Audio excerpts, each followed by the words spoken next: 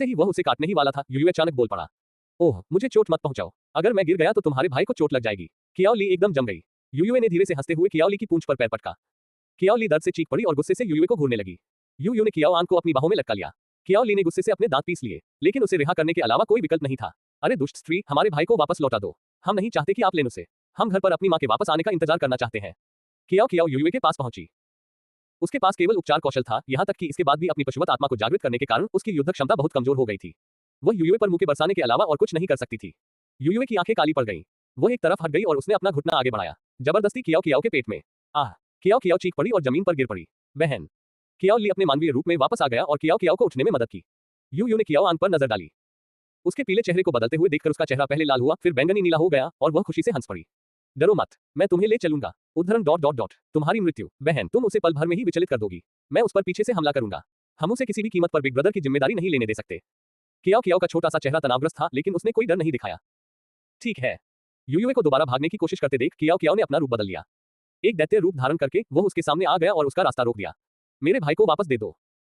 जैसे ही यूयू को लगा कि कियाओ हमला करने ही वाली है, कियाओ ली अचानक रूप बदलकर वह तेजी से यूयू की ओर रेंगने लगा और अपने दांत उसमें गड़ा दिए। उसकी जांघ। यूयू दर्द से चीख उठी, लेकिन फिर भी उसने कियाओ आन को कसकर पकड़ रखा था। रुकना, आप क्या कर रहे हो? तुम जनजाति के पवित्र स्थल को नुकसान पहुंचाने की हिम्मत कैसे करते हो? महिला। आवाज बंद होते ही कियाओ ली को अपने ऊपर तीव्र हत्या का इरादा उमड़ता हुआ महसूस हुआ। उसने ठीक समय पर ऊपर देखा और एक हाथी की सूंड उसकी ओर तेजी से बढ़ती हुई दिखाई दी। उसे, अगर वो वार मुझे लग गया तो मैं अपाहिज हो जाऊंगा, शायद मर भी जाऊं। कियाओ ली बचने की कोशिश कर रहा था, लेकिन यूयू ने जानबूझकर उस पर दबाव डाला। सांप के शरीर के कारण उसके लिए खुद को छुड़ाना असंभव हो जाता है। यूयू ने कियाओ ली के चेहरे पर दिख रहे डर को देखा और उसके चेहरे पर हल्की सी मुस्कान आ गई। उसके होंठ, छोटे भाई, सावधान रहो। जैसे ही हाथी की सूंड कियाओ ली पर वार करने वाली थी, तभी एक बर्फ सफेद वह आकृति अचानक दौड़कर आए और उसे पकड़ लिया। कियाओ ली के छोटे से चेहरे पर डर का कोई निशान नहीं था, लेकिन फेयान के अचानक प्रकट होने से वह आश्चर्यचकित रह गया। फेयान ने हाथी की सूंड को कसकर दबाया। उसकी हथेली तब तक कसती गई जब तक कि दूसरा हाथी जैसे दिखने वाले उस राक्षस ने दर्द से कराहते हुए दहाड़ मारी। कियाओ झूठ। कियाओ शीशी दौड़कर आई और कियाओ ली को जमीन से उठा लिया। कियाओ माँ के पास आओ। कियाओ भी कियाओ जिक्सी की तरफ दौड़ी। कियाओ शीशी के दोनों शावक बेहद गंदे थे और उसे ये भी नहीं पता था कि वे क्या थे।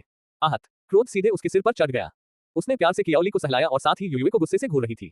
आप कौन है? मुझे मेरा शावक वापस दे दो। यूयू की आंखों में एक गहरी चमक कौन थी, लेकिन जब उसने दोबारा ऊपर देखा तो वे निर्दोषता और स्पष्टता की मिसाल थे। बहन, मुझे माफ कर दो। मैंने अभी देखा कि यह शावक बीमार था और दर्द में था, इसलिए मैंने उसे तांत्रिक के पास ले जाना चाहता था। Feiyan strode up to Yuyu and took Qiao from her arms. जब उसने देखा कि कियाओ का चेहरा बैंगनी नीला हो गया है, तो एक उसकी हल्के भूरे रंग की आंखों में क्रूरता की एक झलक दिखाई दी। मैं पहले कियाओ को उसके शरीर में मौजूद पशु आत्मा ऊर्जा को मुक्त करने में मदद करूंगा। इतना कहकर फेयान कियाओ को उठाकर जंगल में ले गई। कियाओ शीशी चिंतित थी और उसके पीछे जाना चाहती थी, लेकिन धूसर हाथी ने उसे रोक लिया। पहले वाला राक्षस आगे बढ़ा और उसका रास्ता रोक दिया। तुम्हारे शावक ने पवित्र देवी यूयू को घायल कर दिया है। आपको माफी मांगनी होगी उसकी। कियाओ शीशी की आंखें बर्फ की तरह ठंडी थी। उसने उस नर पशु पुरुष को नजरअंदाज कर दिया और अपनी बाहों में ली हुई कियाओ ली की ओर देखा। कियाओ ली, माँ को बताओ कि क्या हुआ। आप सब यहाँ क्यों हैं? कियाओ ली का छोटा सा चेहरा ठंडा था और उसकी आवाज में भी ठंडक का भाव था। हम घर पर आपका इंतजार कर रहे थे माँ, तभी वह अचानक अंदर आ गई और बिग ब्रदर को छीन लिया, इसलिए हमने उसका पीछा किया। ये सही है, हमने चाहे कुछ भी कहा हो, वह बिग ब्रदर को कुछ भी नहीं देगी। पीछे शावकों द्वारा बोले गए प्रत्येक शब्द के साथ कियाओ शीशी का चेहरा और भी ठंडा होता गया। मैं नहीं, ऐसा नहीं है, ये सब गलतफहमी है। मैंने देखा कि शावक बीमार था और उसे बहुत दर्द हो रहा था, इसलिए मैं उसे तांत्रिक के पास ले जाना चाहता था। मेरा मतलब नहीं था उन्हें चोट पहुंचाने के लिए। यूयू जमीन से उठी, उसके चमड़े के कपड़े लाशों से सने हुए थे, पत्तियां और टहनियां। उसकी आंखें लाल थी और वह आगे बढ़ने की कोशिश कर रही थी। कियाओ शीशी के चेहरे पर हताशा के भाव थे, लेकिन जैसे ही वह हिली, उसके पैर में तेज दर्द हुआ और वह लड़खड़ाकर जमीन पर गिर पड़ा। यूयू, क्या हुआ? चिंता मत करो, मैं अभी कबीले के नेता को बुला लाता हूँ। अब जब बाय लेई और फेली अपने आदमियों के साथ पहुंचे तो उन्होंने सबसे पहले जो देखा वह ये था, आंखों में आंसू लिए बिखरे बालों वाली यूयू जमीन पर बैठी हुई थी। जिसे इसके बारे में ज्यादा जानकारी नहीं होती, वह सोचता कि उसे कुछ तकलीफ हुई होगी। घोर अन्याय। कियाओ शीशी ने इन पशु मानवों के इतनी जल्दी आने की उम्मीद नहीं की थी। उसने बाय लेई को एक ही नजर में पहचान लिया, वह उसी समूह का सदस्य था। सिल्वर ट्राइब की ओर जाते समय उनका सामना कुछ ऐसे जंगली इंसानों से हुआ था। यूयू, क्या तुम ठीक हो? बाय लेई ने यूयू को उठने में मदद की। यूयू ने अपना सिर हिलाया। मैं ठीक हूँ, कबीले के नेता, लेकिन मुझे यकीन नहीं है कि वह छोटा हिमलोमड़ी का बच्चा कैसा है कर रहा है। शियांगनान ने मुझे पहले ही सब कुछ बता दिया है। चिंता मत करो जनजाति, हम तुम्हारे साथ अन्याय नहीं होने देंगे। जब वह बोल रहा था, बाय लेई ने कियाओ शीशी की ओर सख्त नजर से देखा। यूयू ने तुम्हारे शावक को बचाने की कृपा की, लेकिन तुम्हारे शावक में इतनी धृष्टता थी, उसे नुकसान पहुंचाने के लिए।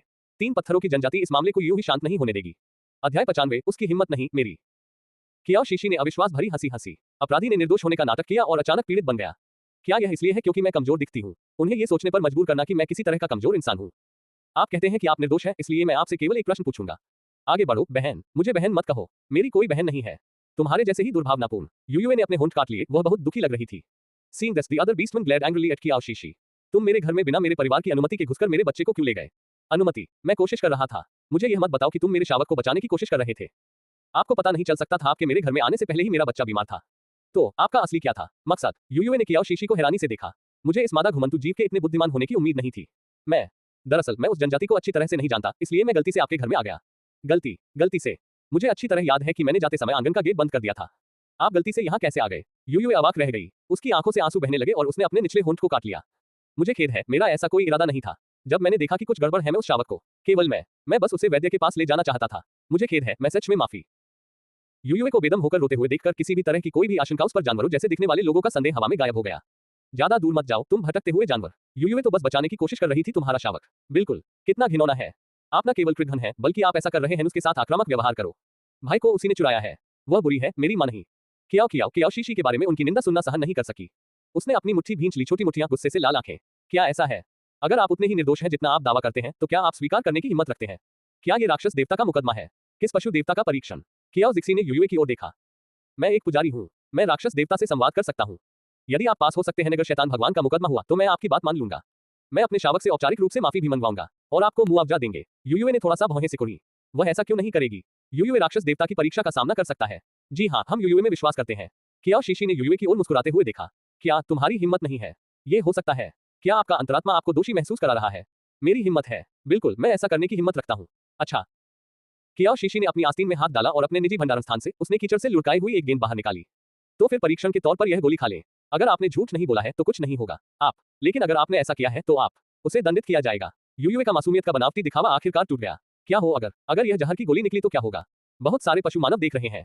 अगर मैं तुम्हें जहर देकर मार डालूं तो मैं उन्हें भी सजा दी गई। यूयुए मिट्टी के गोले को देखती रही, हिली नहीं। तुम्हारी हिचकिचाहट से साबित होता है कि तुम झूठ बोल रहे थे। यूयुए ने अपनी मुट्ठियां भींच ली। मेरी हिम्मत है। यूयुए ने मिट्टी का गोला उठाया और आंखें बंद करके उसे निगल लिया। कियाओ शीशी ने उपहास करते हुए यूयुए के चारों ओर 2 बार चक्कर लगाया। मुझे बताओ, क्या तुम मेरे घर में इसलिए घुसे थे क्योंकि तुम मेरे बच्चे को ले जाना चाहते थे? यूयुए ने अपना सिर हिलाया। नहीं। ठीक है, तो क्या तुम मेरे शावक को नुकसान पहुंचाना चाहते थे? यूयुए लगातार अपना सिर हिलाती रही। मैंने नहीं। वास्तव में। यूयुए ने दोबारा बोलने के लिए अपना मुंह खोला, लेकिन अचानक उसे लगा कि वह बोल नहीं पा रही है। एक ध्वनि बनाना। अविश्वास भरी निगाहों से कियाओ शीशी को देखते हुए उसकी आंखें भय से चौड़ी हो गईं। क्या गलत बोलना? यूयुए ने अपना मुंह खोला और बंद किया, लेकिन फिर भी वह कोई आवाज नहीं निकाल सकी। बाकी जानवर जैसे दिखने वाले लोग जो कुछ उन्होंने देखा उससे स्तब्ध रह गए। क्या ऐसा हो सकता है कि यूयुए वास्तव में झूठ बोल रही हो? लेकिन वह किसी दूसरे शावक को नुकसान क्यों पहुंचाना चाहेगी? यूयू, तुम्हें क्या हुआ है? बाई लेई घबराकर आगे बढ़ी। यूयुए ने भयभीत होकर बाई लेई की ओर देखा और अपने गले की ओर इशारा किया। बाई लेई ने गुस्से से कियाओ शीशी को घूरा। तुमने यूयुए के साथ क्या किया? कियाओ शीशी ने हल्की सी मुस्कान दी। Was punished by the beast god for lying. Yuyu shook her head, her expression innocent. कियाओ जिक्सी ने व्यंग्य किया। तभी जानवरों के बीच खड़ी गूमान अचानक आगे बढ़कर उसने यूयुए की ओर इशारा किया। मैं ये साबित कर सकते हैं, मैंने अपनी आंखों से उसे चुपके से कियाओ शीशी के घर में घुसते देखा। ये सुनकर कियाओ शीशी ने आश्चर्य से गूमान की ओर देखा। फेई को अभी भी समझ नहीं आया था कि आखिर चल क्या रहा है। गूमान, हमें बताओ तुमने क्या देखा? गूमान ने कहा, मैं कियाओ शीशी के घर के ठीक बाहर थी। मैंने उसे छुपकर देखा, मैं घर के पास गया और फिर वह कभी बाहर नहीं आई, कभी सामने नहीं आया। फेई असमंजस में थी। वह सामने के दरवाजे से बाहर नहीं आई। वह अभी कबीले में आई थी और उसे रास्तों का बिल्कुल भी पता नहीं है। इसलिए इस बात की कोई संभावना नहीं है कि वह शॉर्टकट ले रही थी। वैद्य के घर। तो फिर वह चुपके से पिछले दरवाजे से बाहर क्यों निकल गई? कियाओ जिक्सी का शावक। यूयुए के चेहरे के भाव दिन ब दिन और भी बदसूरत होते गए। वह बहस करना चाहती थी लेकिन बोलने में असमर्थ। कियाओ शीशी ने भी यह उम्मीद नहीं की थी कि गूमान आगे आकर यह बात कहेगा। गूमान के शब्दों ने उन दरिंदों को चुप करा दिया। यूयुए की हरकतें वाकई अजीब थीं। यूयुए बेहद गुस्से में थी। वह केवल बाई लेई का हाथ पकड़कर चुपचाप रोती रही, सबकी सहानुभूति हासिल करने की कोशिश कर रहा है। लेकिन चूंकि इस मामले में कबीले का एक शावक और उसका अपना पोता भी शामिल था, फेली के लिए इसे जाने देना नामुमकिन था। फेली ने यूयुए को कड़े शब्दों में देखा। यूयुए, तुमने कियाओ को नुकसान पहुंचाने की कोशिश क्यों की? शीशी का शावक। यूयुए केवल रो सकती थी। बाई लेई ने भौहें चढ़ाकर यूयुए के सामने कदम रख दिया। कुल के नेता फेली, ये निश्चित रूप से एक गलतफहमी है। इस बारे में कैसा है? हम इस बात को बड़ा चढ़ाकर पेश नहीं करना चाहते और आपको परेशानी में नहीं डालना चाहते, इसलिए हम कियाओ शीशी से हार्दिक माफी मांगे और उन्हें भोजन भेंट करें। बाई लेई ने कियाओ शीशी की ओर देखा। कियाओ शीशी, तुम क्या सोचती हो? कियाओ शीशी के चेहरे पर मौजूद ठंडापन कम नहीं हुआ। अगर यूयुए ने आज मुझे उकसाया होता तो मैं ज्यादा से ज्यादा उसे सबक सिखा देती, उसे अपनी औकात याद दिलाने के लिए सबक। लेकिन आज उसने मेरे शावक को छूने की हिम्मत की। इसके लिए मैं कोई दया नहीं दिखाऊंगा। अगर आप चाहते हैं कि मैं इसे छोड़ दूं तो ठीक है, लेकिन मेरी एक शर्त है, उसे इससे बाहर निकलना होगा। जनजाति। कियाओ शीशी की बातों पर बाई लेई और अन्य पशु पुरुषों के चेहरे के भाव बदल गए। थरी स्टोन ट्राइब से जुड़ी घटनाएं भयावह हो गईं। यूयुए एक पवित्र महिला है। तुम एक तुच्छ भटकते हुए प्राणी गाड़ी चलाना चाहते हो, उसे कबीले से बाहर निकाल दो। ये सुनकर थरी स्टोन ट्राइब के पशु मानवों ने न केवल सोचा कियाओ शीशी पागल थी, लेकिन सिल्वर ट्राइब के जानवर भी पागल थे, पूरी तरह से स्तब्ध। जानवरों की दुनिया में यूयुए एक अत्यंत अनमोल हस्ती थी, उसकी उच्च श्रेणी के क्रिस्टल पत्थरों के समान महत्व। वे ऐसा कैसे कर सकते थे? शायद एक आवारा जानवर के शावक की खातिर उसे भगा देना। जी हाँ, कबीले के नेता, तुम्हें इस भटकते हुए जानवर की बात नहीं सुननी चाहिए। कियाओ शीशी की आंखें ठंडी थी जब उसने यूयुए को घूर कर देखा। ठीक है, उसे जाने की जरूरत नहीं है। If she doesn't go we will. लेकिन पहले हम चली जाओ, मैं अपने बच्चे का बदला लेने के लिए उसे मार डालूंगा। तुम्हारी हिम्मत कैसे हुई? बाई लेई ने कियाओ शीशी को घूर कर देखा। उसमें वाकई बहुत हिम्मत है। तभी निर्मम इरादों से भरी एक आवाज सुनाई दी। क्या वह हिम्मत नहीं करती? मैं करता हूँ। अध्याय 96 अनिच्छा से आपसे सहमत होना। उन जानवरों ने मुड़कर देखा तो उन्हें जंगल से फेयान निकलता हुआ दिखाई दिया। कियाओ आंग को पकड़े हुए। कियाओ आंग अपने पुराने स्वभाव में लौट आया था। एकमात्र अंतर एक हल्का सुनहरा रंग था। वह लौ अब उसकी हल्की भूरी आंखों के भीतर गहराई में टिमटिमाती हुई प्रतीत हो रही थी।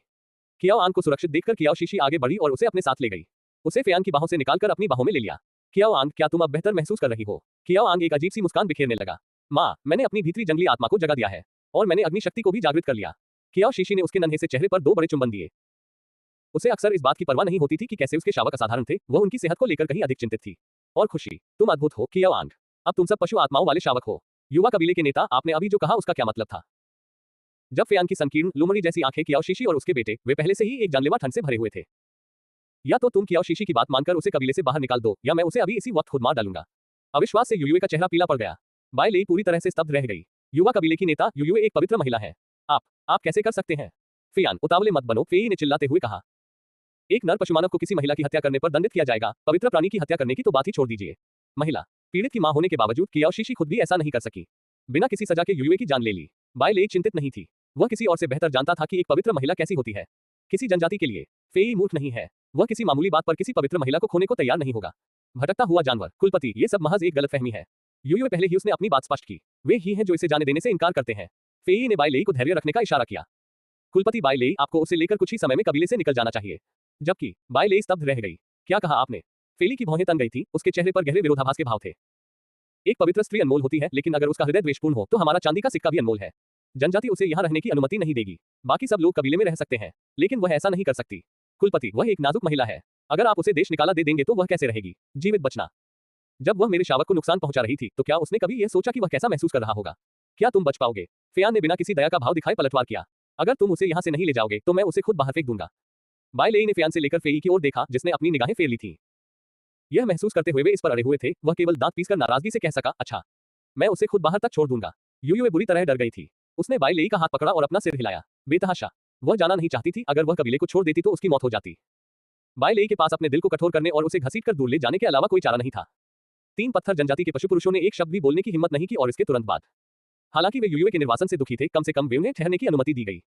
उनके जाने के बाद फेली कियाओ के पास गई और खुशी से उसे गोद में उठा लिया।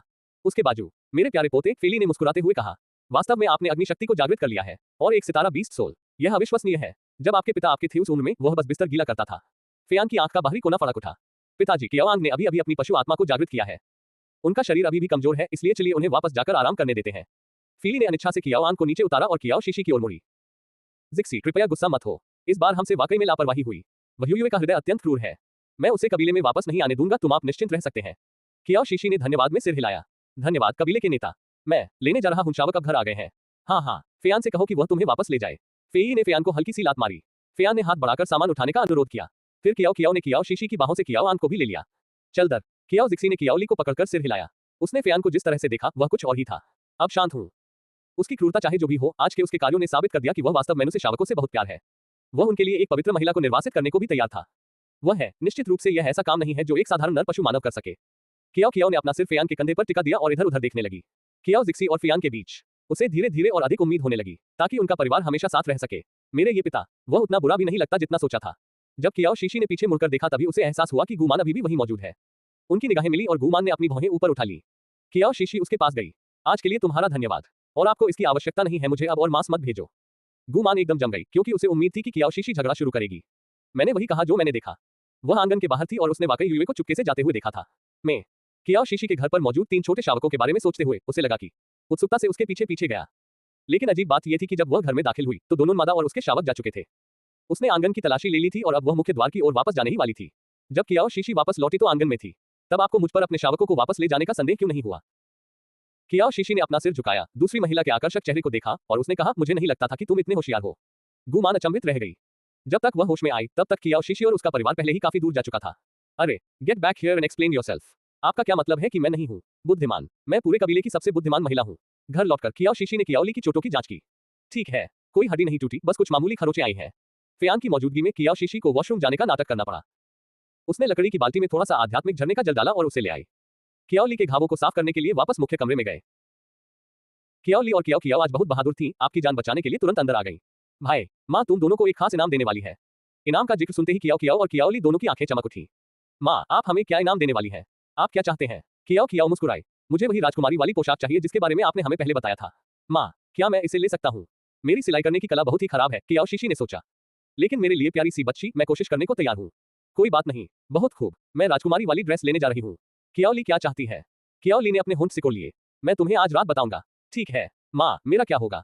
मैं भी। कियाओ शीशी को देखकर कियाओ आंग ने तुरंत अपनी बात कह दी। मैंने उससे अभी तक पूछा नहीं था। कियाओ शीशी ने उसे मनोरंजक ढंग से देखा। और कियाओ आंग क्या करता है? चाहना। कियाओ आंग ने फियान पर एक त्वरित नजर डाली। मैं पिताजी के साथ रात का खाना खाना चाहता हूँ नाजरात। कियाओ शीशी जम गई। यह एक ऐसा अनुरोध था जिसकी उसे उम्मीद नहीं थी। फेयान, जो पूरे समय दरवाजे के पास खड़ी थी, वह भी हैरान। वह आश्चर्य से शावक को घूरता रहा, उसकी निगाहें नर्म पड़ गईं।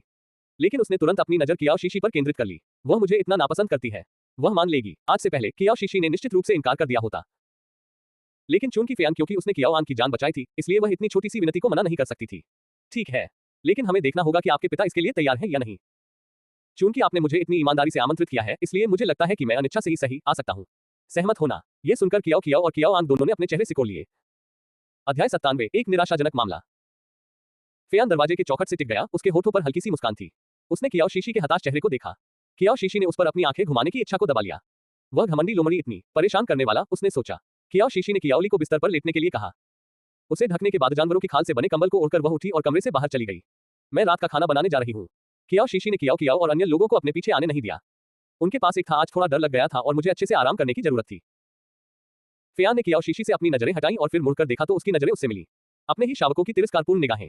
फेयान पूरी तरह से हैरान रह गई। अभी कुछ ही क्षण पहले शावकों को उस पर मुस्कुराते हुए कियाओ कियाओ ने अपना सिर हिलाया, कियाओ आंग की ओर देखा और एक गहरी सांस ली। उसके छोटे से चेहरे पर निराशा और उदासी के भाव थे। भाई, बड़े होकर तुम पिताजी की तरह मूर्ख नहीं बन सकते। कियाओ आंग ने तनावग्रस्त चेहरे के साथ गंभीरता से सिर हिलाया। आप सही कह रहे हैं फेयान। ये देखकर कि फेयान अभी भी असमंजस में है, कियाओ कियाओ ने हताशापूर्वक नीचे उतर गई। उसने बिस्तर से उसे हल्का सा धक्का दिया और कियाओ शीशी की ओर इशारा किया, जो बिस्तर में व्यस्त थी। आंगन, माँ अकेले ही बहुत व्यस्त है। फेयान अब भी असमंजस में थी। हाँ, मुझे समझ आ गया। कियाओ कियाओ ने हताशा में अपना पैर पटका। तुम मूर्ख पिता, तुम ऐसा नहीं कर सकते। कुछ समझ में आया? अपनी बात कहने के बाद कियाओ कियाओ दौड़कर कियाओ शीशी के पास गई और उसके पैर से लिपट गई। और उसने बड़ी बड़ी नम आंखों से उसकी ओर देखा। माँ, कियाओ कियाओ मदद करना चाहती है। कियाओ शीशी रुकी और उसने पीछे मुड़कर उसे देखा। क्या आपको आराम करने की जरूरत नहीं है? कियाओ कियाओ ने अपना सिर हिलाया। माँ के साथ रहने मात्र से ही मुझे परिपूर्णता का अनुभव होता है। ऊर्जा। कियाओ कियाओ की मीठी बातों से कियाओ शीशी बहुत खुश हुई और खुद को रोक नहीं पाई। उसके गोरे कोमल गाल पर एक बड़ा सा चुंबन देते हुए कियाओ कियाओ ने चुंबन से संतुष्टि भरी मुस्कान बिखेरी। उसने कियाओ शीशी के पैर को गले लगा लिया और उसने अपना सिर झुकाकर फेयान की ओर देखा। फेयान की आंख फड़क उठी। मेरा बच्चा आखिर क्या कर रहा है? जब कियाओ कियाओ ने देखा कि फेयान अभी भी वहीं बिना हिले डुले खड़ी है, तो उसका छोटा सा चेहरा तिरस्कार से सिकुड़ गया। वह तो बिल्कुल ही बेकार है, बिल्कुल निराशाजनक। लो, क्यों ना तुम माँ को इन पीले फलों को धोने में मदद करो। ठीक है माँ। जैसे ही कियाओ कियाओ अपने हाथों में पीले फल लिए पानी भरने जा रही थी, बाहों में हाथ डाले उसके हमेशा बेखबर रहने वाले पिता ने आखिरकार हरकत की। इन्हें अपने पिता को दे दो। कियाओ कियाओ ने बिना किसी झिझक के पीले फल उसके हाथों में थमा दिए। कपड़े धोने का बेसिन वहां है और पानी का टब यहाँ है। ओह माय गॉड, मुझे लग रहा है कि मेरा सिर थोड़ा चकरा रहा है। मुझे घर जाकर लेटना होगा अभी तुरंत, वरना मैं लंबा नहीं हो पाऊंगा। अपनी छोटी छोटी चुटियों को झटकते हुए कियाओ कियाओ मुड़ी और पत्थर की ओर दौड़ पड़ी। घर से बाहर निकलते हुए उसने दरवाजा बंद कर दिया। कियाओ शीशी ने चिंता भरे उन शब्दों को निगल लिया जो उसके होठों से निकलने ही वाले थे। दरवाजा इतनी जोर से और इतनी ताकत से बंद हुआ। वह शायद नहीं है, सच में तबीयत खराब लग रही है ना? पानी लाने और पीले फलों को धोने के बाद फेयान उन्हें ले आई। कियाओ शीशी के पास। मैं इनका क्या करूं? कियाओ शीशी तेल निकालने का काम कर रही थी। बिना ऊपर देखे उसने उत्तर दिया, बस उन्हें तोड़ दो। धमाका। कियाओ शीशी के मुंह से ये शब्द अभी निकले ही थे कि उसने देखा कि फेयान ने एक चीज तोड़ दी। पीले फल को कटिंग बोर्ड पर रखें। पलक झपकते ही पीला रस छिटक गया हर जगह, जिससे उसका चेहरा भीग गया था। कियाओ जिक्सी। फेयान ने 2 कदम पीछे हटकर एक और पीला फल फेंका। धड़ाम। रस एक बार फिर कियाओ शीशी के चेहरे पर छिटक गया। फेयान। पत्थर के घर के अंदर दोनों शावकों ने चुपचाप दरार को बंद कर दिया। द्वार। भाई, शायद हमें पिताजी को माताजी का पशु साथी नहीं बनने देना चाहिए। मुझे डर है कि अगर वह उसके साथ ज्यादा देर तक रहेगी तो माँ भी पागल हो जाएगी। आप ठीक कह रहे हैं फेयान। कियाओ शीशी ने हड्डी से बने चाकू को मेज पर पटक दिया। क्या आप ये कर रहे हैं? उद्देश्य। फेयान ने देखा कि उसका छोटा सा चेहरा गुस्से से लाल हो गया था, बिल्कुल कियाओ जैसा दिख रहा था। कियाओ को देखकर वह हंसे बिना नहीं रह सकी। उसकी हंसी आखिरी हद थी। कियाओ शीशी गुस्से से लगभग उछल पड़ी। मुझे इसका अफसोस है, उसने मन ही मन सोचा। मुझे उसे यहाँ रहने ही नहीं देना चाहिए था। मुझे बताओ, क्या तुम जानबूझकर ऐसा कर रहे हो? फेयान को लगा कि उसके साथ बहुत अन्याय हुआ है। कियाओ शीशी ने उसे स्पष्ट रूप से तोड़ने के लिए कहा था। पीले फल। उसने उन्हें तोड़ दिया था, तो क्या वे पूरी तरह से नष्ट नहीं हुए थे? क्या वे काफी हद तक टूट फूट नहीं गए हैं? कियाओ शीशी ने अपने हाथ में मौजूद पीले फलों को छूने के लिए हाथ बढ़ाया। मुझे आपकी मदद की जरूरत नहीं है। रास्ते से हट जाओ और गंदगी फैलाना बंद करो। फेयान को सचमुच खाना बनाना नहीं आता था। सामान्यतः ये कुछ ऐसा था, कबीले के पुरुष तो सीख गए थे, लेकिन वह हमेशा से ही काफी जंगली और स्वतंत्र स्वभाव का था। वह उत्साही था और सामान्यतः ये कुछ ऐसा था, कबीले के पुरुष तो सीख गए थे, लेकिन वह हमेशा से ही काफी जंगली और स्वतंत्र स्वभाव का था। वह उत्साही था और उसके पिता ने उसे अपनी मनमर्जी करने की छूट दे दी थी। परिणामस्वरूप वह नहीं था इन मामलों में कुशल। लेकिन कियाओ शीशी द्वारा इस तरह से नीचा दिखाए जाने से उसका गुस्सा और भड़क उठा। प्रतिस्पर्धा की भावना, कोई जरूरत नहीं, मैं कर सकता हूँ। फेयान ने छोड़ने से इनकार कर दिया और पीले फल को जबरदस्ती वापस खींच लिया। कियाओ शीशी के पास छोड़ने का समय नहीं था और वह आगे की ओर खींची चली गई, जिससे वह बुरी तरह टकरा गई। फेयान, वे इतने करीब थे कि उसे बचने का समय भी नहीं मिला। उफ! कियाओ शीशी ने उसकी छाती पर जोरदार प्रहार किया। उस पुरुष की मांसपेशियां सख्त थीं और चोट लगने से उसे दर्द हुआ। उसने पकड़ लिया। फेयान ने खुद को संभालने के लिए अपने चमड़े के कुर्ते को पकड़ा और उसे घूरकर देखा। अगर आप कभी चाहें तो शावकों को दोबारा देखने के बाद मेरे रास्ते से हट जाओ। फेयान अभी भी अचंभित ही थी कि कियाओ शीशी ने पीला फल पहले ही ले लिया था। उसके हाथ से फेयान उसकी पतली पीठ को घूर रहा था। उसके कान अचानक चुकंदर की तरह लाल हो गए। मानो उसे डर था कि कियाओ शीशी उसकी घबराहट भरी हालत देख लेगी, इसलिए वह जल्दी से मुड़ा और सोफे पर बैठ गया।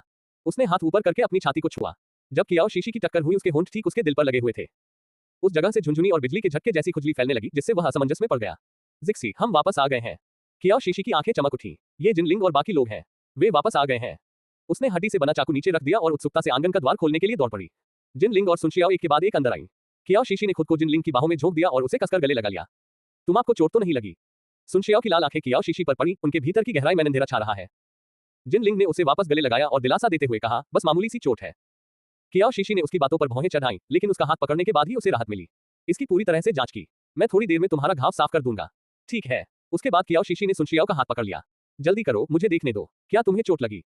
कियाओ शीशी के छोटे हाथ की गर्माहट और सुनशियाओ के हाथों में जमी ठंडक को महसूस करते हुए ठंडी निगाहें थोड़ी नरम पड़ने लगी। मुझे चोट लगी है। कियाओ शीशी चौंक गई। कहा, जल्दी करो, मुझे देखने दो। सुनशियाओ की निगाहें उसकी आंखों से मिल गईं। मैं आपको अंदर दिखाऊंगा।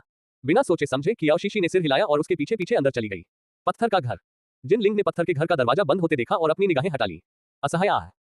कियाओ शीशी का अपने पशु साथियों के प्रति रवैया देखकर फेयान ने भौहें चढ़ा ली। कुछ देर पहले वाली वो उग्र और जुझारू महिला कहां गई? किसी कारणवश फेयान को अचानक असंतोष की लहर महसूस हुई। पत्थर के घर का दरवाजा बंद होते ही सुनशियाओ मुड़ी और कोने की ओर चल पड़ी। कियाओ शीशी बिस्तर पर लेटी है। कियाओ शीशी ने उसे दूर नहीं धकेला, क्योंकि उसे उसके घावों को छूने से डर लग रहा था। जल्दी करो, पहले मुझे घाव देखने दो। सुनशियाओ ने खड़े होने से पहले अपने होठों के कोने पर एक चुंबन चुरा लिया और अपनी बाहें फैलाते हुए, खुद ही जांच कर लो। सुनशियाओ द्वारा पहने गए चमड़े के वस्त्र जिनलिंग के वस्त्रों से भिन्न थे और दूसरों का। उसका शरीर असाधारण रूप से नर्म और चिकना था, जो उसके शरीर पर इस प्रकार लिपटा हुआ था जैसे कोई सुंदर गहरे लाल रंग का वस्त्र। उसने इस बारे में ज्यादा नहीं सोचा और उसकी कमरबंद खोलने के लिए हाथ बढ़ाया। समतचोगा फिसल गया। उसके सामने निर्वस्त्र सुनशियाओ प्रकट हुई। अध्याय 98, पूरी रात। कियाओ शीशी को यह मानना पड़ा कि उसके दोनों साथी सबसे बेहतरीन थे, श्रेष्ठ। वे न केवल बेहद आकर्षक थे, बल्कि उनका शारीरिक गठन भी अद्भुत था। यह उसके स्वाद के लिए बिल्कुल उपयुक्त है। वे सचमुच अविश्वसनीय थे। अहम। कियाओ शीशी ने सुनशियाओ के बारे में ऐसे अनुचित विचार रखने के लिए खुद को कोसा। ऐसे समय में सुनशियाओ का चेहरा बहुत पीला पड़ गया था। यह उसके अपने मोती जैसे सफेद रंग से अलग था। उसका रंग लगभग पारदर्शी पीलापन लिए हुए था। इसमें कियाओ ली थीम बिल्कुल उसी की तरह, नाजुक चीनी मिट्टी की वस्तु जिसे छूने की हिम्मत कोई नहीं करेगा लापरवाही से। लेकिन ये पारदर्शी त्वचा बड़े और छोटे दोनों तरह के निशानों से ढकी हुई थी। कियाओ शीशी ने तुरंत ही अपने सभी रोमांटिक विचारों पर लगाम लगा दी। क्या दोनों उत्परिवर्तित हाथी जैसे जीवों से निपट लिया गया? सुनशियाओ की लाल आंखें उस पर टिकी रहीं। हमने मिलकर काम किया ताकि एक को मार डालो। दूसरा भाग निकला। कियाओ शीशी ने उसकी बातों पर भौहें चढ़ाईं। इतने सारे शक्तिशाली नर पशुमानव और वे बड़ी मुश्किल से एक को मार गिराने में कामयाब हुए थे। यह उत्परिवर्तित हाथी जैसा जीव उन जीवों से किस प्रकार भिन्न था जिन्हें हमने पहले देखा है? क्या आप पहले भी इसका सामना कर चुके हैं? जब कियाओ शीशी बोल रही थी, उसने अपने हाथों से थोड़ा सा आध्यात्मिक झरने का पानी निकाला। सुनशियाओ के घावों को धोने के लिए जगह। जब उसका छोटा हाथ अनजाने में उसके पेट की ओर बढ़ा, तो सुनशियाओ ने झट से उसे पकड़ लिया। इस उत्परिवर्तित हाथी जैसे जानवर में एक जानवर की आत्मा थी, वह भी 6 सितारा वाली। एक 6 स्टार बीस्ट सोल वाला म्यूटेंट बीस्ट बीस्टमैन की तुलना में 2 गुना शक्तिशाली होता है। बोलते बोलते सुनशियाओ की आवाज बैठ गई। कियाओ शीशी का हाथ आश्चर्य से कांप उठा और ठंडे झरने के पानी की एक बूंद गिर पड़ी। पानी धीरे धीरे नीचे टपक रहा था, जिससे सुनशियाओ ने गहरी सांस ली। उसने ऊपर देखा, उसका सिर को और पीछे की ओर झुकाते हुए। कियाओ शीशी को इस बात का बिल्कुल भी अंदाजा नहीं था। वह विकृत हाथी जैसा राक्षस बहुत ही भयानक है, अधिक मजबूत। अगर दूसरे मामले को नहीं सुलझाया गया तो यह आपके लिए बहुत खतरनाक होगा। अब से सभी लोग पहाड़ों में ही शिकार करेंगे। जब उसने बोलना समाप्त किया, तभी कियाओ शीशी को एहसास हुआ कि सुनशियाओ का शरीर अब उसका शरीर लगभग पूरी तरह से उसके शरीर से सटा हुआ था। कियाओ शीशी ने उसे सहारा देने के लिए उसके कंधे पर हाथ रखा। हिलो मत, होने देना, मैं पानी की बूंदों को सुखा दूंगी और फिर उस पर कुछ दवा लगाऊंगी। कियाओ शीशी ने धीरे से उसकी छाती पर लगे घाव पर फूंक मारी। यह पहले ही रुक चुका था रक्तस्राव। जब यह सूख जाए तो वह रिकवरी ग्लू लगा सकती थी।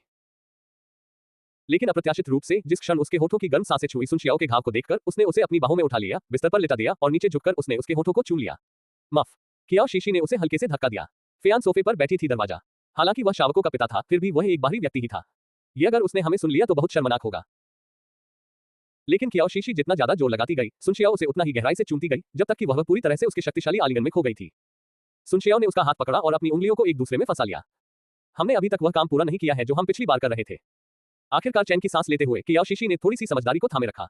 आज रात, क्या हम आज रात तक इंतजार कर सकते हैं? सुनशियाओ ने अपने कूल्हों को आगे की ओर दबाया, उसकी आवाज गहरी और कर्कश थी। पूरा रात। कियाओ शीशी ने अपने होंठ काटे, उसकी आंखें नमी से चमक रही थी। क्या आप ऐसा कर सकते हैं? अंतिम, हम। इससे पहले कि वह अपना वाक्य पूरा कर पाती, उसके होंठ एक बार फिर पकड़ लिए गए। मैं कितनी गलत थी, कियाओ शीशी को एहसास हुआ। आप कभी भी किसी आदमी से यह नहीं कह सकते कि वह प्रदर्शन नहीं कर सकता।